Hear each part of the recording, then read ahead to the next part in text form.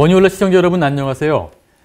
최근 증시의 변동성이 워낙 커서 상황이 어떻게 돌아가는지 또 어떻게 대처해야 될지 궁금해하시는 분들이 참 많은데요. 오늘은 이 주제를 중심으로 얘기를 풀어가 보도록 하겠습니다. 허재환 유진투자증권 부장님 나오셨습니다.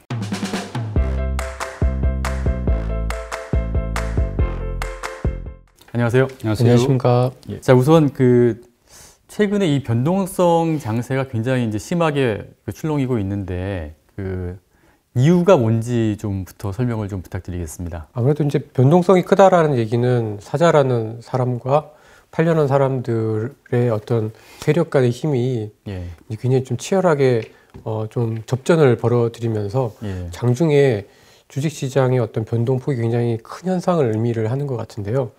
뭐 최근 들어서는 미국의 금리가 특히 장기 금리가 이제 1%대를 넘어섰었습니다. 그러니까 이제 그 동안에 이제 주식시장에 굉장히 좋다라는 논리 중에 하나는 저금리 때문에 개인들의 자금이 들어온다라는 거였는데 이제 금리가 은근슬쩍 이렇게 올라가다 보니까 조금 주식시장에 대한 부담들이 좀 생겼지 않았나라고 보여지고, 또 하나는 3,000포인트에 대한 부담이죠. 그러니까 10월 말 그 코스피가 2266 정도였는데 이제 지난 11월 11일 날 장중에 3266까지 갔으니까 딱 2달 반 만에 1000포인트가 오른 겁니다. 그러니까 한 44% 정도 주가가 올랐으니까 좀 많이 올랐다라는 생각들을 분명히 하실 수 있을 것 같고, 그다음에 최근 들어서는 또 정부가 특히 지난주 후반에는 하느니 자산 가격에 대해서 좀 걱정하는 멘트들을 내려놓다 보니까 조금 여기서는 더 올라가기는 좀 쉽지 않지 않겠느냐라는 심리가 변동성을 좀 크게 좀 일으키고 있는 것 같습니다. 사실은 변동 장세라는 게 꼭 떨어진다, 오른다 이런 이제 한 방향성이 꼭 있는 건 아니라고 그러더라고요. 그래도 사람들 같은 경우는 지금 이게 뭘까, 변동성이 커진 게 뭘까를 이제 좀 궁금해도 하는 것 같은데, 팀장이 보시기에 어떤가요? 지금 약간 주가 상승에 앞서서 좀 숨고르게 하는 그런 수준인지, 아니면 조금 큰 조정이 올 수도 있는 건지, 뭘 암시하는지 좀 궁금하거든요. 일단 어떤 추세가 이렇게 쭉 올라가고 있는데 진행이 되고 있는데 갑자기 이렇게 변동성이 막 커진다라는 거는 그 추세에 대한 어떤 확신 또는 그 추세가 좀 흔들린다는 의미입니다. 쉽게 얘기하면. 그러니까 변동성이 떨어진다는 의미는 그만큼 시장의 방향성에 대해서 대부분 이제 공감한다라는 거죠. 주식은 올라갈 거야. 이런 것들이 공감대가 형성이 되면 이제 주가의 변동성은 이제 떨어지게 되는데, 이 최근 들어서는 이제 주가가 굉장히 높아져 있는 상황에서 변동성이 커지니까 이제 이러한 변동성을 처음 겪으신 투자자들 분들 같은 경우에는 이제 되게 불안할 것 같습니다. 그러니까 굉장히 높은 가격대에서 주식을 샀던 분들은 최근에 가격 하락이나 변동을 보면 되게 좀 두렵고, 내가 소위 말해서 고점에 샀나 보다. 꼭지 상투자 받나. 꼭지에 샀나 보다. 이런 걱정들을 하실 수가 있기 때문에 이런 상황에서는 사실 이제 좀 기존 상승 추세가 좀 약해질 가능성이 굉장히 좀 높다라고 좀 볼 수 있을 것 같고요. 근데 이게 반드시 어떤 하락을 의미하는 건 아닙니다. 그리고 사실 이 변동성이 높다라는 것만 가지고 어떤 주식시장의 어떤 조정 폭을 예견하기도 사실은 쉽지는 않습니다. 그래서 오히려 제가 보기에는 지금의 변동성 장세는 일단은 지난 2개월 반 만에 거의 한 40% 가까이 주가가 올랐기 때문에 적어도 한 5% 내외 정도의 어떤 약세 가능성, 하락 가능성을 좀 열어두고 봐야 되는 게 아니냐, 이렇게 좀 볼 수 있을 것 같습니다. 큰 조정은 없다, 이런 말씀이죠. 그러니까 그거는 사실 알 수가 없는 거죠. 그러니까 변동성이라는 거는 심리이기 때문에 여기서 사실 예를 들어서 그러니까 지난 3월 달이 변동성이 급격히 높아지는 상황이었지 않습니까? 코로나가 굉장히 확산이 되고 각 국가들이 문을 닫고 경제 활동 자체가 확 이제 멈추면서 이제 그때는 이제 변동성이 엄청 올랐었거든요. 이제 그때는 이제 주식시장에 이제 정말 이제 폭락을 예견을 했었습니다만은 보통 그런 경우는 정말 아주 드문 일이고요. 2, 3년에 한 번 있을까 말까 한 일이고, 대체로 보면 이렇게 주가가 많이 올라서 변동성이 높아지는 경우는 대체로 미국 주식시장 같은 경우에 보면은 한 5%에서 한 7% 내외 정도의 조정을 의미하는 그 정도의 변화다라고 보시면 될 것 같습니다. 근데 이제 미국 시장을 보면은 이제 그 변동성 지수 자체가 한 25, 6 정도 되는데 네네. 그 뭐 작년 그 코로나 사태 직후에는 거의 한 뭐 60 70, 넘게 네. 70까지 가지 않았습니까? 그때와 비교하면 미국은 상당히 안정적인 것 같고, 그리고 최근에 봐도 미국 시장은 그렇게 우리 같이 그렇게 네, 막 변동성이 크지 않은 것 같거든요. 우리만 지금 그런데, 근데 우리 그 지수를 보면은 특징이 개인들은 계속 매수를 하는데 이제 기관은 계속 매도를 하고 있어요.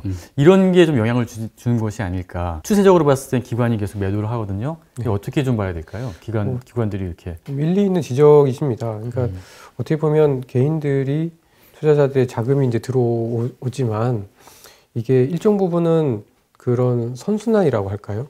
이제 개인들이 어느 정도 또 수익을 내서 또 파는 구간에는 또 다른 주체가 또 조금 사주면서 가격이 또 좀 그 한번 손바뀜 같은 것들이 있어야지 사실 좀 안정적으로 움직이는데 연초 이후에 사실 개인 투자자들은 굉장히 많이 주식을 샀고요. 네. 그런 거에 비하면은 또 지난주 후반에 예탁금은 또 조금 빠지기 시작을 했습니다. 그러니까 약간 그 어떤 매수 여력에 있어서 좀 뭐 약해진다, 또 힘이 이제 지난 연초에 보다는 좀 힘이 약해지는 그런 상태에서 기관 투자가들이 계속 이제 주식을 팔게 되면은 당연히 이제 영향을 안 받을 수는 없는 거죠.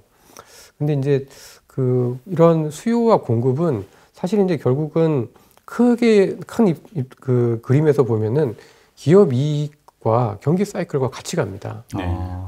이제 수요라는 거는 누가 사든 개인이 사든 기관이 사든 외국인이 사든 정말 경기가 좋아지고 정말 기업 이익이 올라가게 되면 주식을 팔고자 하는 사람보다는 사고자 하는 사람이 늘어나는 거잖아요. 근데 이제 지금 최근에 이제 주식시장에서의 조금 문제는 주가가 한 2달 반 만에 40% 가까이 올랐다는 건데 작년 이익 대비 올해 기업들의 이익의 대체적인 예상치가 한 40% 정도입니다. 근데 지난 2개월 반 만에 주가가 40% 이렇게 올라와 있으니까 이미 다 반영이 돼버린 거네요. 이제 그런 게 걱정들을 하시는 거죠. 그러니까 지금 현재 컨센서스로만 보면은 기관들은 사실 더 이렇게 조금 이제 그 살 종목이 없다, 또는 사야 되는 어떤 이유가 많이 반영이 되었다라고 생각했을 가능성이 굉장히 좀 높고요. 근데 이제 그런 것들이 이제 좀 주가 변동성에 영향을 많이 준 게 아닌가라고 좀 보여집니다. 지금 이제 외국인도 뭐 작년 연말만 하더라도 많이 사다가 이제 올 12월부터 좀 주춤하고 최근까지 좀 매도세가 우세로 나타났는데, 그게 이제 뭐 여러 가지 원인이 있겠습니다만은 뭐 아까 미국 금리 이야기도 있겠고 하지만 이제 보면은 원 달러 환율이 한 1,080원 밑에까지 이렇게 즉 원화 강세로 갔다가 최근에는 뭐 1,100원 오히려 넘을 정도로 환율이 올라갔더라고요. 즉 달러가 이제 강세로 돌아섰는데, 이게 어떤 외국인 자금이 많이 들어오지 않는 하나의 요인은 아닌가 궁금하거든요. 어떤가요? 역사적으로 보면은 그 환하고 외국인의 순매수는 굉장히 높은 상관관계를 가집니다. 말씀하신 것처럼 추가적인 원화 강세, 원화 통화의 어떤 절상에 대한 기대가 약해지면은 외국인 투자가들이 잘 안 들어옵니다. 그러니까 파는 건 아니지만 잘 안 들어오게 되는데 이제 1,080원까지 갔던 환율이 이제 최근 들어서는 조금 이제 주춤하다 보니까 뭐 외국인이 좀 덜 들어오는 것도 좀 있고요. 근데 또 조금 다른 측면에서 보면은 한 2개월 반 만에 이제 그 코스피만 보면 한 40% 오르다 보니까 대부분 외국인들이 갖고 있는 포트폴리오 내에 한국 비중이 굉장히 지금 커져 있는 상태입니다. 그러니까 이제 이게 원래는 뭐 예를 들면 뭐 한국 비중이 이머징에서 뭐 한 12%다라고 해야 되는데 이게 갑자기 40% 주가가 오르니까 한 13%, 14% 가버린 거죠. 그러면 이제 그 원래 비중을 맞춰야 되니까 좀 기계적으로 파는 자금들도 사실 좀 있는 거고요. 그리고 미국 금리가 이제 올라가면서 아주 그 달러 약세가 지난해는 굉장히 좀 줄기차게 그리고 시장이 예상했던 것보다 훨씬 더 많이 진행이 되다 보니까 계속 이제 이머징으로 돈이 많이 들어왔었는데, 올해 들어서는 이제 미국 금리가 조금 올라가니까 이제 이머징으로 돈은 들어오긴 하지만 돈 들어오는 속도가 이제 작년보다는 조금 주춤한 편인 것 같습니다. 그래서 지금 외국인들이 보면 팔곤 있지만 아주 그렇다고 막 그 공격적으로 주식을 막 파는 그런 모습은 아니거든요.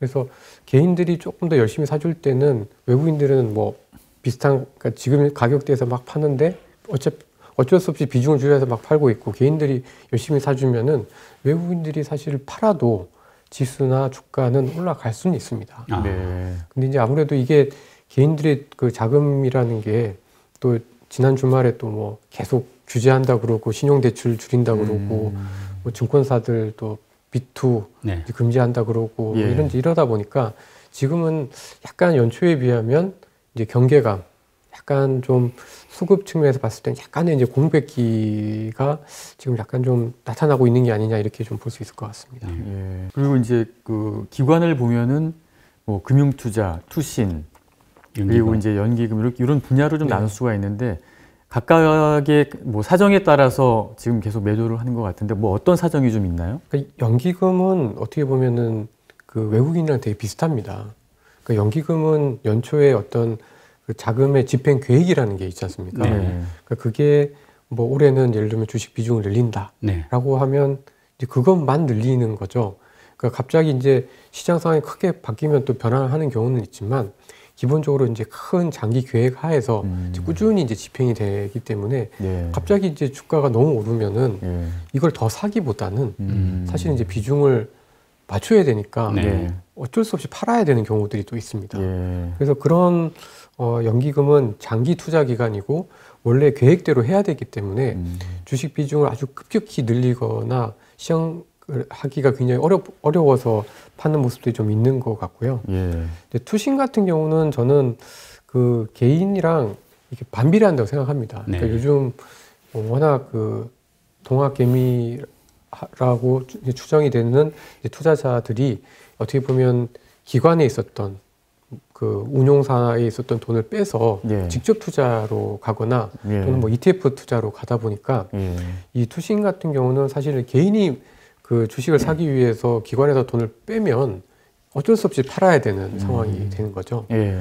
그래서 저는 투신 같은 경우에는 어차피 그냥 개인 자금이 옮겨가는 거다라고 예. 생각해서 아주 크게 의미가 있지는 않다라고 좀 보여지고, 오히려 이제 좀 시장에 영향을 많이 미치는 거는 금융투자입니다. 그렇죠. 예. 그러니까 주로 이제 증권사. 네. 근데 증권사 같은 경우는 조금 이제 시장이 막 올라가게 되고 뭔가 선물 가격과 현물 가격 간의 차이가 막 발생을 하게 되면은 좀 매매가 많으면서 이제 변동성을 키우는 요인입니다. 아.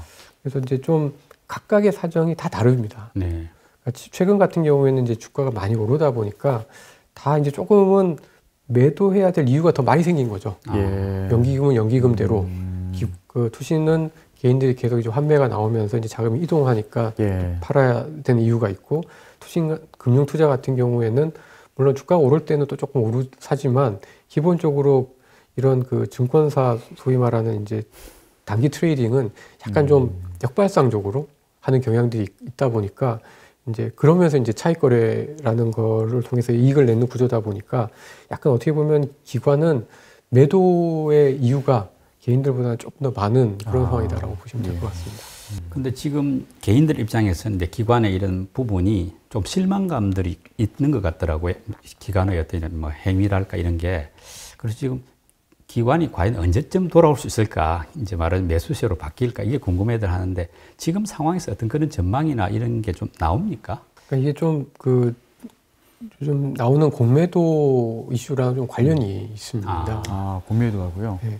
그러니까 뭐 외국인도 그렇고 기관도 그렇고 사실 개인 투자자들한테는 공매도라는 자료가 되게 불리하죠. 왜냐하면 그렇죠. 개인들은 자유롭게 공매도를 할 수가 없는 네. 반면에 기관과 외국인은 이제 시장에서 어떤 주식을 빌려가지고 예. 팔 수가 있으니까 예. 이게 어떻게 보면 공매도라는 측면에서 봤을 때는 철저히 이제 기관과 외국인한테 훨씬 유리한 게임입니다. 근데 이 공매도라는 제도 자체가 아주 나쁘진 않은 게요. 그러니까 이게 좀 비싼 거는 좀 팔고 네. 싼 거는 또 좀 사는 뭔지 이러면서 약간 시장의 변동성을 좀 줄여주는 효과들도 사실은 있거든요. 네.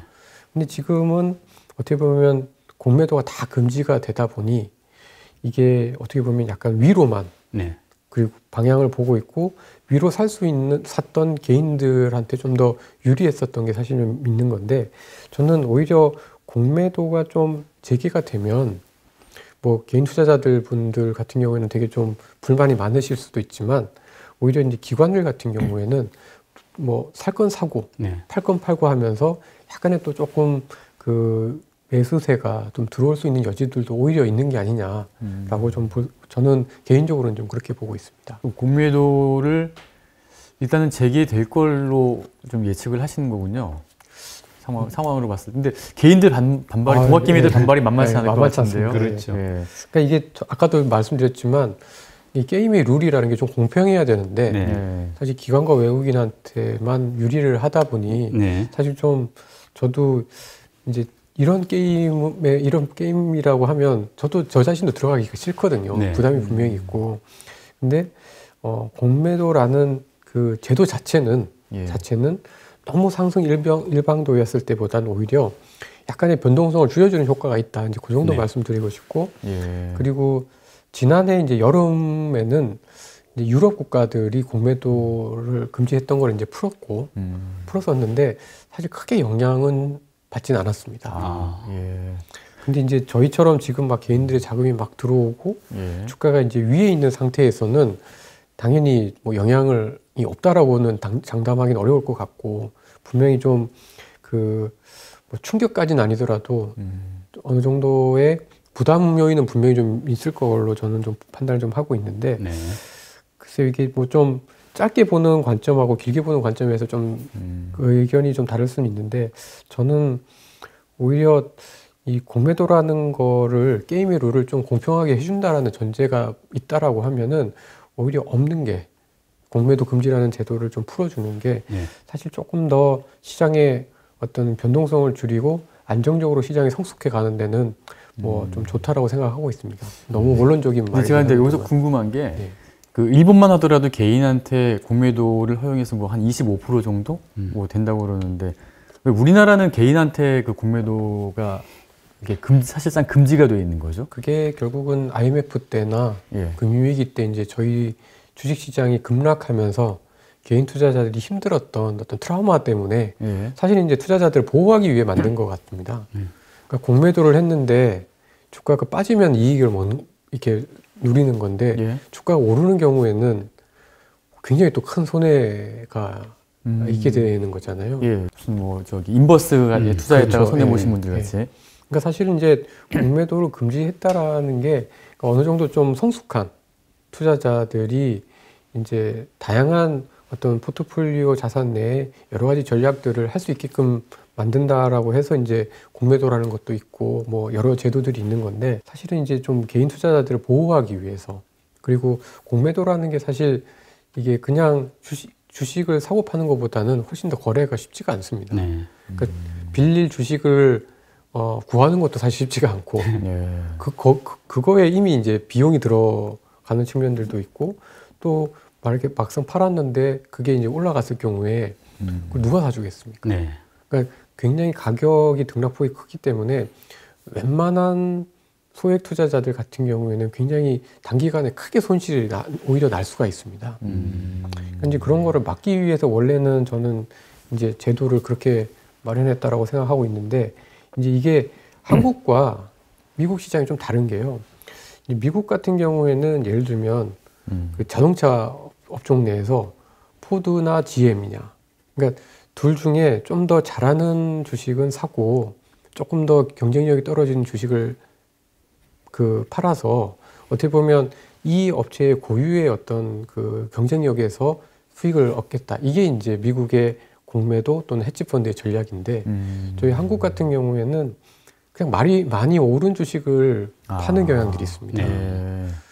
그러니까 그냥 뭐 삼성전자나 예를 들어서 현대차가 많이 올랐으니까 그냥 팔는 거죠. 근데 그러니까 어떻게 보면 좀 왜곡돼 있다라고 볼 수 있을 것 같아요. 원래 공매도라는 제도, 헤지라는 거는 이제 뭐 이럴 위험에 대해서 울타리를 치는 자기가 갖고 있는 주식 투자의 위험을 줄이기 위한 전략인데 이 비싼 걸 그냥 무작정 이렇게 팔게 되면 그리고 그거를 추정하는 기관들이나 개인들이 같이 팔게 되면은 이제 좀 오히려 이게 헤지가 아니라 하락에 배팅을 하게 되는 그런 모습들이 더 많은 것 같아서 이게 저희는 한국과 이 외국 간의 어떤 이런 공매도를 둘러싼 제도가 이용하는 어떤 패턴 자체가 굉장히 달라서 예.